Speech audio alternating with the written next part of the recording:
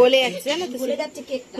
বাবা দাঁড়া, আস্তে আস্তে। জন্মদিনে বুঝিতে পারি সবাই দেখেছে কেক বলে যাচ্ছে, ও চেটে নিচ্ছে। তুমি ফ্রিজে ভরে আগে চেটে নিচ্ছে, কেকটা নিয়ে গিয়ে ফ্রিজে ভরে দাও, ভরে দাও ছিল বলে যাচ্ছে।